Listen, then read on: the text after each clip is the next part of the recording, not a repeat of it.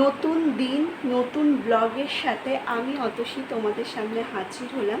তো সবাই কেমন আছো বলো? আশা করি তোমরা অনেক ভালো আছো, আর আমিও ভগবানের আশীর্বাদে বেশ ভালোই আছি।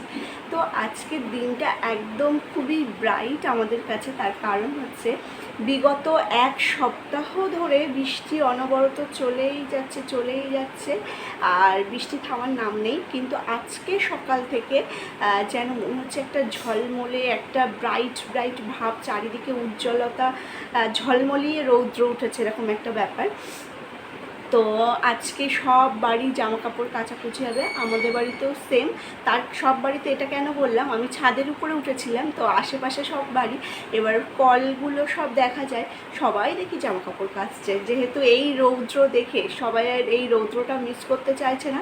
আর আমার শাশুড়িমাও দেখি অনেকগুলো জামা কাপড় নিয়ে তিনিও পুকুরে চলে গিয়েছেন, তিনিও জামা কাপড় কাচবেন। আমি বললাম আমার কাছে দিয়ে যাও, আমি বাথরুম থেকে কেচে নিচ্ছি। তো বললো না, তুই যা স্নান করে নে। আর আমি স্নান করেও নিয়েছি। মায়ের ব্রেকফাস্টও করা হয়ে গিয়েছে, মানে ব্রেকফাস্ট রেডি করা হয়ে গিয়েছে। মা এবার স্নান করতে গিয়েছে, আসার পথে শিব মন্দিরে ঠাকুরের সেবা দিয়ে তারপরে আসবে। কেননা এই জল ঠেলে একবার বাড়ি এসে আবার যাওয়াটা ভীষণই একটা অস্বস্তিকর ব্যাপার হয়ে যায় প্রতিটা মানুষের কাছে। মানে আমরা যারা এই জলে সাফার করছি তারা সবসময় ভাবি যে কাজকর্ম গুছিয়ে নিয়ে একবার ঘরে উঠে যাব, আর যেন আমার বার হতে না হয়, এরকম একটা ব্যাপার। যেহেতু এই জলটা তো নোংরা জল, যদি শুধু বৃষ্টির জল হতো তাহলে অতটা প্রবলেম হতো না। বিষয়টা এমন হয়েছে যে আশেপাশে যে সমস্ত ড্রেনগুলো ছিল বা যেখানে জলটা চলে যেত, সেই জল আর বৃষ্টির জল সব মিলে মিশে একাকার হয়ে গিয়েছে, যার জন্য জলের কালারটা পুরোটাই ব্ল্যাক হয়ে গিয়েছে, আর কেমন একটা বাজে স্মেল বার হচ্ছে। মানে দীর্ঘদিন ধরে জল পচে গেলে যেমন একটা আষ্টে গন্ধ বার হয়, সেই রকমই। তো সেই জন্য আমরা সবাই, আমি তো বাইরে বাড়ি হই না, কিন্তু মা খুবই চেষ্টা করে যে সব কাজকর্ম মিটিয়ে একেবারে ঘরে উঠে যাক। সেই জন্য মা একেবারে স্নান করে ওই ভিজে অবস্থাতেই শিব মন্দিরে সেবা, ঠাকুরের সেবা দিয়ে তারপরে বাড়ি চলে আসে। আর বাবা হচ্ছে ঠাকুরদের দিচ্ছে। আজকে যেহেতু আমার দেরি হয়ে গিয়েছে ঘুম থেকে উঠতে, সব দিন তো মানুষের সমান যায় না, আমি বরাবরই চেষ্টা করি যে তাড়াতাড়ি উঠে সব কাজকর্ম সেরে, যদি কাজকর্ম থাকে তাহলে ঠাকুরের কিছু না কিছু হেল্প করব বা কোনো না কোনো একটা কাজ করবই, আমার ওটা ভীষণই ভালো লাগে। সেই জন্য আমি চেষ্টা করি। কিন্তু আজকে ভোর 4টে নাগাদ আমি একবার বাথরুমে উঠেছিলাম, উঠে আমি আবার শুয়েছি, যার জন্য আমার 7টা বেজে গিয়েছে উঠতে। হ্যাঁ, আমার বাড়িতে এরকম কোনো প্রবলেম নেই, তুমি যতক্ষণ ইচ্ছে ঘুমাতে পারো, যখন ইচ্ছা উঠতে পারো, তোমার ইচ্ছা হলে কাজ করতে পারো, নাও করতে পারো। বাট যখন আমার শাশুড়ি মায়ের শরীরটা খারাপ থাকে, তখন আমি চেষ্টা করি যে সব কাজ আমি নিজেই করার। ওনাকে আমি কোনো কিছু টাইম টু টাইম মেডিসিন দিয়ে দিই। উনি সুস্থ হয়ে গেলেই বসে থাকতে পারেন না, উনিই সব কাজ করেন, ইনফ্যাক্ট আমাকে হাত ধরে তুলে দেয়, এরকম একটা ব্যাপার। আর আমার ভিডিও কেমন লাগছে তোমরা অবশ্যই কমেন্টে জানিও। ভালো লাগলে লাইক কমেন্ট করো, সাবস্ক্রাইব করে আমার পাশে থাকো, আর ভিডিওটা স্কিপ না করে দেখতে থাকো সারাদিনে আমি কি করি। তো চলো আমার সাথে এখন ওই ঘরে। আরতির সময় শাক বাজবে না, এটা কি হতে পারে?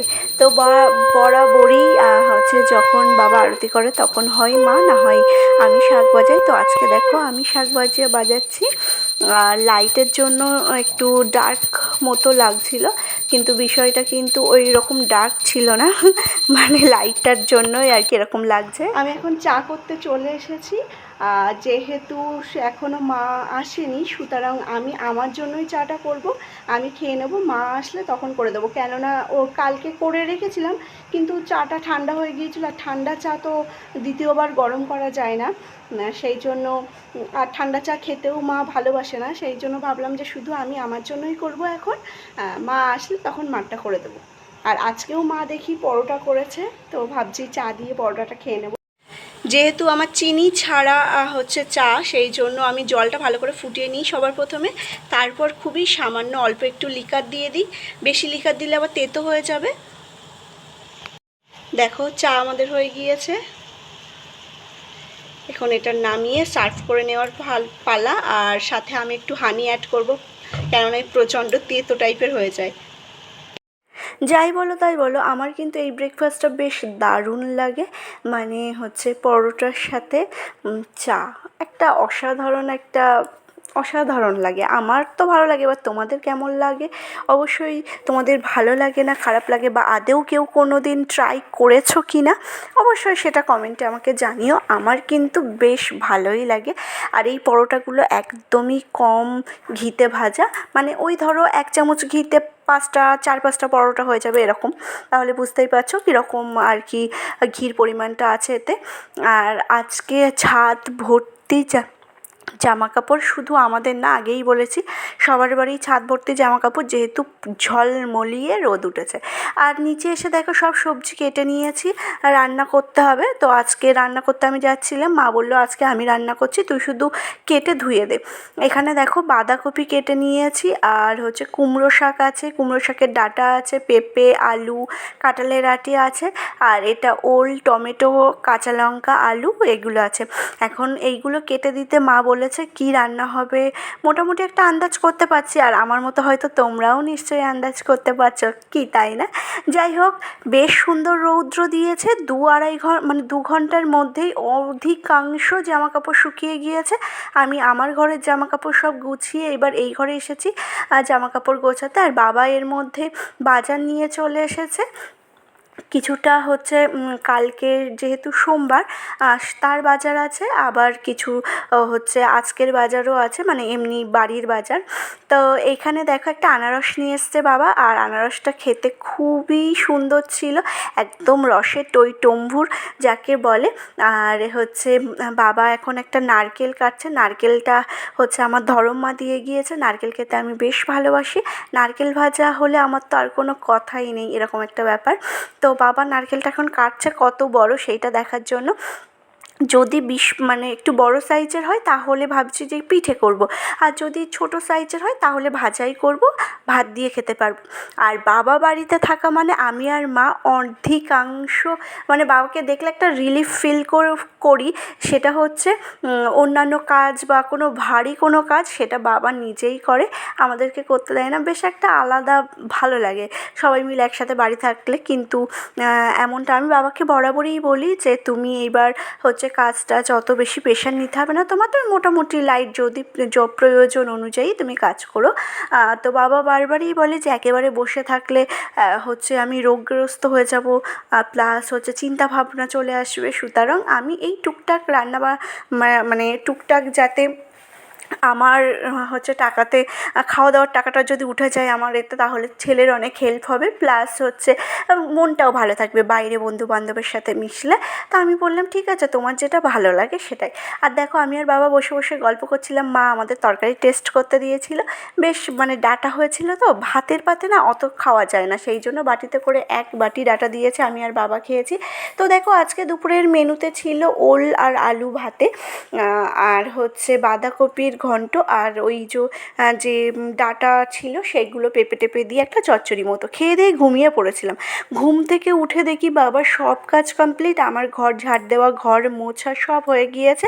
আর আজকে না অনেক তাড়াতাড়ি উঠে পড়েছি, বাইরে প্রচণ্ড ক্যাচর-ম্যাচর হচ্ছিলো, যার জন্য আমাদের ঘুম ভেঙে গিয়েছে। উঠে দেখি পাশের বাড়ি কিছু একটা ইস্যু ক্রিয়েট হয়েছে, ওদের ভিতর কথা চলছে, তবে প্রচণ্ড জোরে কথা চলছিল, যেন মনে হচ্ছে ঝগড়া লেগে গিয়েছে, সেই জন্য আমরা তাড়াতাড়ি উঠে পড়েছি। এই ঘরও বাবা ঝাড় দিয়ে হচ্ছে মুছে নিয়েছে। আর হচ্ছে মাঝখানে যে 2টো ঘর আছে এই 2টো ঘর হচ্ছে আমি ঝাড় দিয়ে দিয়েছি, আর জলও ছিটিয়ে দিয়েছি। তো স্নান করতে যাব, স্নান করে এসে ঠাকুর প্রণাম টোনাম করে সন্ধেবেলা মা চা করেছিল, আর আজকে একটু অন্য বিস্কুট আনতে বলেছিলাম। দীর্ঘদিন না এক জিনিস খেতে দেখবে ভালো লাগবে না, একটু অন্য কিছু টেস্ট করতে বেশ ভালো লাগে। তো চলো কালকের বাজারটা তোমাদের সাথে শেয়ার করি। এখানে দেখো আলু, কাঁচকলা, ঘি, কাঁচা লঙ্কা, তারপরে হচ্ছে চাল সব আছে। যেহেতু আমি মালসা করব সেই জন্য এটা মালসার বাজার। আর এটা হচ্ছে ফলের বাজার, আমাদের খাওয়ার জন্যও আছে, বাবার মাথায় চড়ানোর জন্য 4টে আপেল আছে, যেহেতু 4 জনকে আমি স্নান করাবো। এখানে প্রসাদ করার ফল আছে, প্লাস আমাদের খাওয়ার আছে। আর মিষ্টি হচ্ছে ভোগে দেবো মিষ্টি, সেই জন্য বাবা মিষ্টি নিয়ে এসেছে।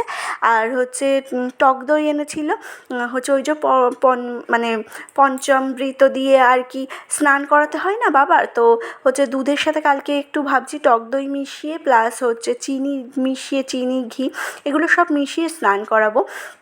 বেলপাতা ধুত্রফল সবই এনেছে। আমি এই সমস্ত বাজার এক সাইড করে রেখে আমরা সবাই মিলে বসে গল্প করছিলাম আর টিভি দেখছিলাম। তো আজকের ভিডিও এই পর্যন্ত। সবাই ভালো থেকো, সুস্থ থেকো। আর আমার ভিডিও ভালো লাগলে অবশ্যই লাইক কমেন্ট করো, সাবস্ক্রাইব করে আমার পাশে থেকো। তাহলে আজকে আসি, টাটা।